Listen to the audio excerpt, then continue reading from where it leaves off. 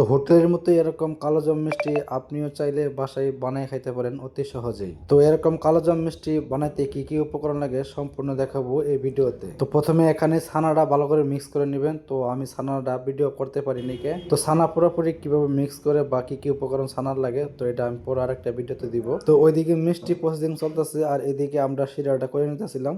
তো শিরার ভিতরে চাইলে দুইটা দালচিনি আর তেজপাতা দিতে পারেন, এতে মিষ্টির ফ্লেভার ভালো আসবে আর মিষ্টির স্বাদটাও ভালো লাগবে। তো কালোজাম মিষ্টির ক্ষেত্রে আমরা দুইটা শিরা করি, একটা পাতলা শিরা একটা ঘন শিরা। প্রথমে মিষ্টিটা ভাজার পরে পাতলা শিরার ভিতরে দিয়ে দিই, তারপরে কিছুক্ষণ পর ওখান থেকে তুলে আবার মোটা শিরাতে দিয়ে দিই। তো সেই ক্ষেত্রে আমরা দুইটা শিরা করি, তাতে দুইটা শিরা করলে মিষ্টিটা ভিতরে পরিপূর্ণভাবে শিরা ঢুকতে পারে। তো মোটামুটি শিরার কাজ শেষ, এখন আমরা মিষ্টিটা ভাজার পালা। তো মিষ্টি প্রসেসিং এদিকে হয়ে গেছিল। মিষ্টির ভাজার সময় একটা জিনিস খেয়াল রাখবেন, যাতে মিষ্টি কড়াইয়ের নিচে না ধরে যায়। তো সেক্ষেত্রে মিষ্টি ছাড়ার পরই এটাকে ভালোভাবে নাড়া শুরু করবেন, যাতে মিষ্টি নিচে না ধরে যায়, তাড়াতাড়ি মিষ্টি উপরে উঠে আসে শিরা।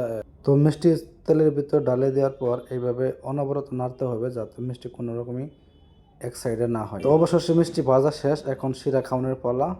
তো মিষ্টিটা ভাজার পরে আমরা প্রথমে যে পাতলা শিরাটা করছিলাম সেই পাতলা শিরার ভিতরে দিয়ে দিব। তারপরে কিছুক্ষণ এখানে রাখার পর এখান থেকে উঠায়ে আমরা আরেকটা মোটা শিরা করছিলাম সেখানে মিষ্টিটা দিয়ে দিব। তো এই মিষ্টিটা যখন ছানা মিক্স করছিলাম তখন ভিডিওটা করতে পারে নাকি, তো এই ভিডিওটা আমি আবার দিব, কিভাবে ছানা মিক্স করবেন আর কি কি উপকরণ দিবেন সম্পূর্ণ আরেকটা ভিডিও দিব। তো এরকম ভিডিও দেখতে যদি ভালো লাগে তো অবশ্যই আমার পেজটা ফলো দিয়ে রাখবেন। সবাইকে ধন্যবাদ আমার ভিডিওটা কন্টিনিউ করার জন্য।